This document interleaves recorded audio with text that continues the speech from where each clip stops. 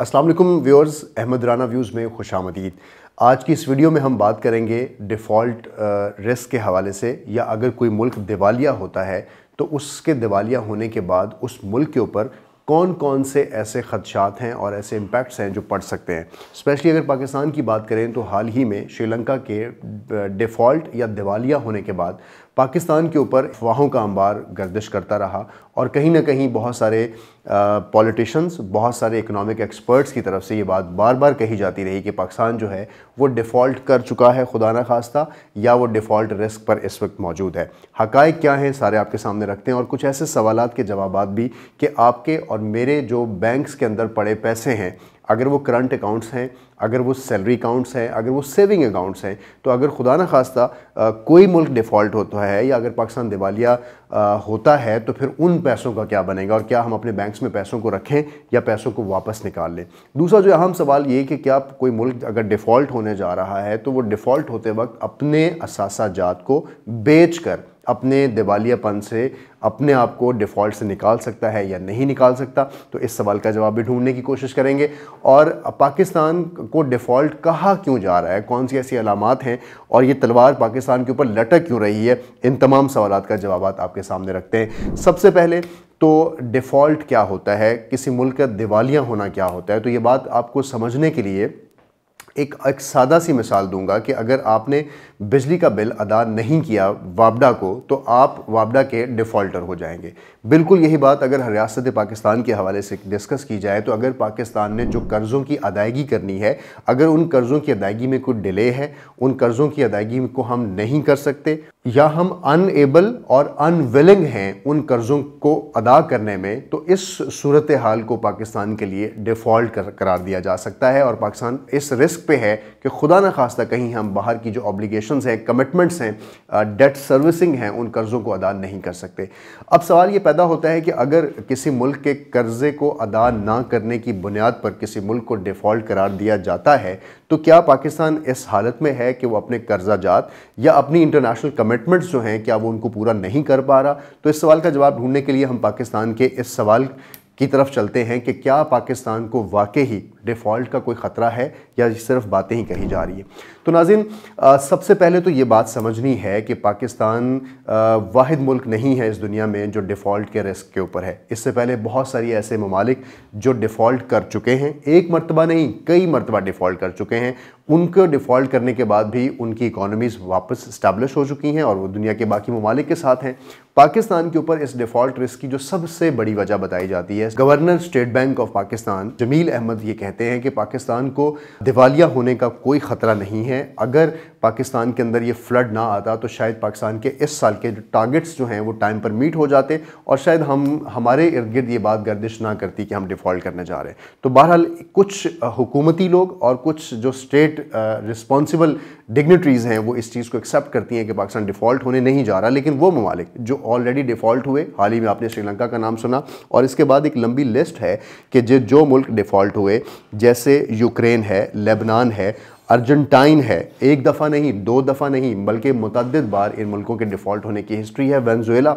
Default हुआ, और इस सारे डिफ़ॉल्ट इश्यूज़ के अंदर पाकिस्तान भी उन्हीं ममालिक का हिस्सा है जो डिफ़ॉल्ट होने के करीब तर है। अब सवाल ये कि अगर कोई मुल्क डिफ़ॉल्ट होने जा रहा होता है तो इस बात को आइडेंटिफाई कैसे किया जाता है। तो दो रीज़न्स हैं। पहली रीज़न ये है कि अगर किसी मुल्क को डिफ़ॉल्ट का ख़तरा होता है तो सबसे पहले जहाँ से अदायगियाँ होनी हैं वो फ़ॉरेन रिज़र्व्स हैं। फ़ॉरेन रिज़र्व्स को देखा जाता है कि क्या फ़ॉरेन रिज़र्व्स में इतने पैसे हैं कि आप डॉलर की अदायगियाँ कर सकें।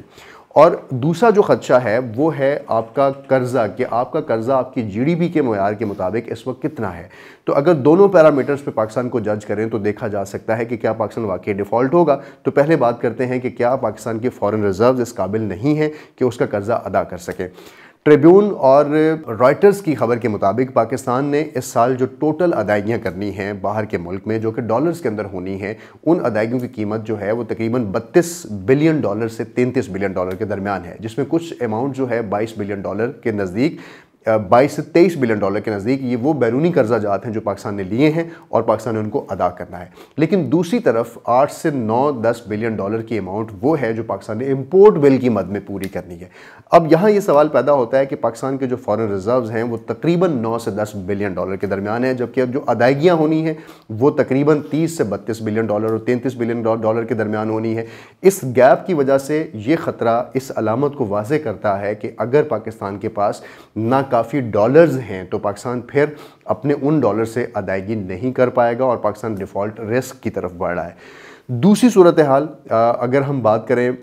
پاکستان کے ڈیٹ ریشو کی جی ڈی پی کے مطابق، تو پاکستان کا جو اس وقت قرضہ ہے وہ اس کی جی ڈی پی کے مطابق 80% ہے، اور اگر 80% کے معیار کو دیکھا جائے تو یہ اتنا خطرناک معیار نہیں ہے، کیونکہ اس معیار پر بہت سارے ایسے ملک آلریڈی اپنی جی ڈی پی کے مقابلے میں اس سے زیادہ قرضہ لے چکے ہیں۔ جیسے پاکستان کا جو debt to G D P ratio ہے، جیسے میں نے آپ کو کہا کہ وہ 70 سے 80% کے درمیان ہے۔ یونائٹڈ اسٹیٹس امریکہ کا 110%، جاپان کا 298% اور یونائٹڈ کنگڈم یعنی برطانیہ کا تقریباً 101%۔ ان ڈیولپڈ اکانومیز کو آپ کے ساتھ اس لیے شیئر کیا کہ اگر یہ ممالک جو کہ اچھی اکانومیز ہیں دنیا کی اور ان کا جو قرضہ ہے ان کی جی ڈی پی سے زیادہ ہے، تو یہ معیار بھی اس چیز کو طے نہیں کرتا کہ اگر کسی ملک کا قرضہ اس کی جی ڈی پی سے زیادہ ہوگا تو وہ ڈیفالٹ کر سکتا ہے۔ تو پھر ڈیفالٹ ہم کیوں کرنے جا رہے ہیں؟ پھر یہ بات کیوں کہی جا رہی ہے؟ وہ اس وجہ سے کہی جا رہی ہے کہ اس وقت پاکستان کے اندر 2 بڑے مسائل ہیں جو پاکستان کی اس صورتحال کو گھمبیر کرتے جا رہے ہیں۔ یعنی ہمارے فارن ریزروز میں پیسہ آنے کی پہلی شرط یہ ہے کہ حکومت ایک سٹیبل گورنمنٹ ہو،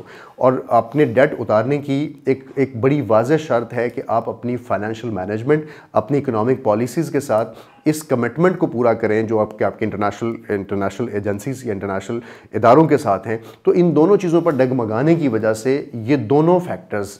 فارن ریزروز اس وقت انڈر پریشر ہیں، اور دوسری طرف پاکستان کا جو ڈیٹ ہے اس کو نہ ادا کرنے کی باتیں بھی اس وقت مارکیٹ میں موجود ہیں۔ اب سوال یہ پیدا ہوتا ہے کہ پاکستان کے حوالے سے جو موجودہ فائنانس منسٹر ہیں اور جو اسٹیٹ بینک کے گورنر ہیں اور کچھ معاشی ایکسپرٹس یہ کیوں کہتے نظر آ رہے ہیں کہ پاکستان ڈیفالٹ نہیں ہوگا؟ اس کی کچھ وجوہات ہیں جو آپ کے سامنے رکھتا ہوں۔ پہلی وجہ یہ کہ پاکستان نے یہ حالات پہلی بار نہیں دیکھے ہیں۔ اس سے پہلے بھی جب پاکستان نے ایٹمی دھماکے کیے تو پاکستان سوورن ڈیٹ کو نہ پورا کرنے کی وجہ سے بہت ساری جگہوں پر ڈیفالٹ کر گیا، لیکن اس کے بعد بھی پاکستان نے نہ صرف اپنی اکانومی کو اسٹیبلش کیا اور پاکستان آج موجود ہے۔ دوسری بات کہ پاکستان جو ہے اپنے فارن ریزروز کو اپنے فارن ریزروز کو دوسرے ممالک فرینڈز آف پاکستان کے ذریعے دوبارہ سے کانفیڈنس دے سکتا ہے۔ یعنی حال ہی میں سعودی عرب کی طرف سے یہ بیان کہ وہ 3 بلین ڈالر کا جو ان کی رقم فارن ریزروز میں موجود ہے وہ اس کو ڈیفر کریں گے اور اس 3 بلین ڈالر کو بڑھا کر 5 بلین ڈالر کیا جا سکتا ہے۔ چائنا جو ہے وہ اس میں پاکستان کی مدد کر سکتا ہے، اور یو اے ای اور گلف ریاستوں میں پاکستان کے حامی دوست ممالک بھی اس صورتحال میں پاکستان کو ہیلپ کر سکتے ہیں، اور پاکستان کی فارن پالیسی اس حوالے سے انگیجمنٹ کر رہی ہے۔ دوسری جو بڑی بات ہے، جو امید ہے، وہ یہ کہ آئی ایم ایف کے ساتھ پاکستان ایک نیا پلان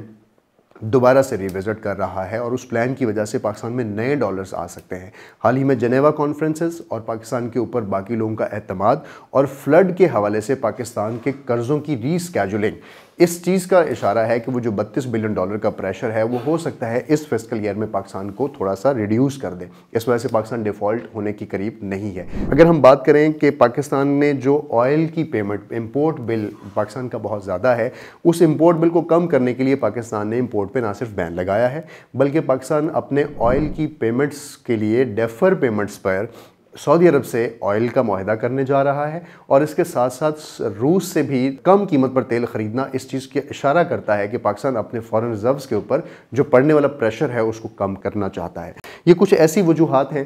جو میں نے آپ کے سامنے رکھی ہیں جن کی وجہ سے جو معاشی ایکسپرٹس ہیں وہ یہ کہتے ہیں کہ پاکستان اس وقت فارن ریزروز کے حوالے سے اتنا ڈسٹرب نہیں نظر آتا ہے کہ وہ ڈیفالٹ کرے گا، کیونکہ اس فارن ریزروز کو بیلنس کرنے کے لیے پاکستان کے پاس اسٹریٹجی موجود ہے۔ دوسری طرف جو ڈیٹ ہے اس کی ادائیگیاں کرنے کے حوالے سے 5 دسمبر کو پاکستان نے ڈیفالٹ نہ ہونے کے ڈر کی وجہ سے ان ادائیگیوں کو 2 دن پہلے کر دیا۔ اس وجہ سے پاکستان ان ممالک کی لسٹ میں اس وقت پازیٹیو فگر جو ہے وہ شو کر رہا ہے۔ اب ایک بڑا امپورٹنٹ سوال کہ کیا اگر کوئی ملک ڈیفالٹ کر جائے تو اس سے آپ کے اوپر امپیکٹ کیا پڑتا ہے؟ کیا ہمارے بینکس میں پڑے ہوئے پیسے خراب ہو سکتے ہیں؟ ان پیسوں کو ہمیں پہلے نکلوا لینا چاہیے، اور کیا حکومت इस ऑप्शन को इस्तेमाल कर सकती है कि उसके जो असासा जात हैं उनको बेचकर या गिरवी रख कर वो अपने डिफ़ॉल्ट को बचा सके। तो पहले तो इस सवाल का जवाब देते हैं कि अगर इस वक्त गवर्नमेंट ने पहली बार अपने असासा जात को गिरवी नहीं रखा है, इससे पहले हम F9 पार्क इस्लामाबाद की बात करें उसको गिरवी रखा जा चुका, मोटरवेज़ की बात करें उनको गिरवी रखा जा चुका, इस्लामाबाद और कराची एयरपोर्ट की बात करें तो उनको भी गिरवी रख कर कर्जा जात लिए जा चुके हैं और पाकिस्तान ने उससे अपने मुआशी मामलात को तय किया है। और अगर अब भी किसी इदारे को गिरवी रखा जाएगा तो उसका मकसद सिर्फ पाकिस्तान की जो डिफ़ॉल्ट सूरत हाल है उससे बचना होगा और कर्ज़ों की अदायगी करना होगा। तो इस ऑप्शन को पाकिस्तान इस्तेमाल कर सकता है और ये कोई परेशान कुन ऑप्शन नहीं है, इसका माजी में भी पाकिस्तान इस चीज़ का इस्तेमाल करता रहा है। अब एक और इम्पॉर्टेंट चीज़ कि क्या आपके और मेरे बैंक्स के पैसे जो हैं वो किधर जाएंगे, तो इस चीज़ को हम डिस्कस करते हैं इस टाइम पे कि क्या अगर कोई मुल्क दिवालिया कर जाता है या खुदा न खास्ता पाकिस्तान डिफ़ॉल्ट हो जाता है तो इस सूरत में क्या आपके बैंक में पैसे नहीं होंगे, क्या वो पैसे हम निकलवा सकेंगे? तो इस हवाले से परेशान होने की ज़रूरत नहीं है। आपके और मेरे पैसे कुछ लाखों में और कुछ हज़ारों में मौजूद होते हैं। सैलरीड और करंट अकाउंट्स पे इतना फ़र्क नहीं पड़ता। गवर्नमेंट के पास वो पैसे अदा करने के लिए लोकल करेंसी अवेलेबल होती है तो उसको अदा कर लेते हैं, लेकिन वो पैसे जो डॉलर्स में मौजूद होते हैं उन रिजर्व्स को गवर्नमेंट कुछ अरसे के लिए रोक सकती है, मुंजमद कर सकती है और फिर बाद में वो आपको अदा किए जाते हैं।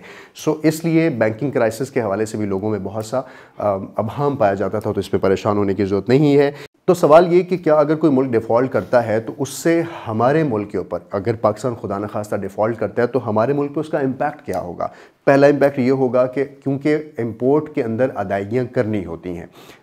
कोई भी इंपोर्ट आपने बाहर से ली उसकी अदायगी आपने करनी है और डिफ़ॉल्ट की सूरत में आपके पास पैसे नहीं होंगे तो जो सबसे बड़ी इंपोर्ट डिस्टर्ब होगी वो होगा ऑयल और गैस। और इस वजह से पाकिस्तान के बहुत सारे पेट्रोल पंप्स के ऊपर अगर पेट्रोल मौजूद नहीं होगा, पाकिस्तान की मशीनरी अगर रन नहीं होगी तो इस सूरत हाल को भी फेस किया जा सकता है। जैसे श्रीलंका के अंदर जैसे ही कोई मुल्क डिफ़ॉल्ट हुआ तो वहाँ पर सबसे पहले पेट्रोल पंप्स के ऊपर लंबी लंबी कतारों ने इस चीज़ का इशारा दिया कि गवर्नमेंट के पास तेल को ख़रीदने के पैसे मौजूद नहीं हैं। दूसरी जो बड़ी इंपॉर्टेंट चीज़ है किसी मुल्क के ऊपर नेगेटिव इम्पैक्ट की, वो है उसकी क्रेडिट रेटिंग के हवाले से कि आपकी क्रेडिट रेटिंग डाउन होती है। अगर कोई मुल्क डिफ़ॉल्ट कर जाता है तो ये इतनी बुरी सूरत हाल होती है कि इसके बाद जब भी कभी वो मुल्क कर्ज़ा लेता है या तो उसको कर्ज़े नहीं मिलते क्योंकि वो उसकी ऐसी हिस्ट्री बन जाती है कि वो डिफ़ॉल्ट करने वाला मुल्क है, अपनी कमिटमेंट पर कर्ज़ों को अदा नहीं करता। अगर ऐसा ना हो और फिर उसको कर्ज़ा दिया जाए उस मुल्क को तो उसको हाई इंटरेस्ट रेट पर अपने रिस्क को कम करने के लिए ज़्यादा महंगा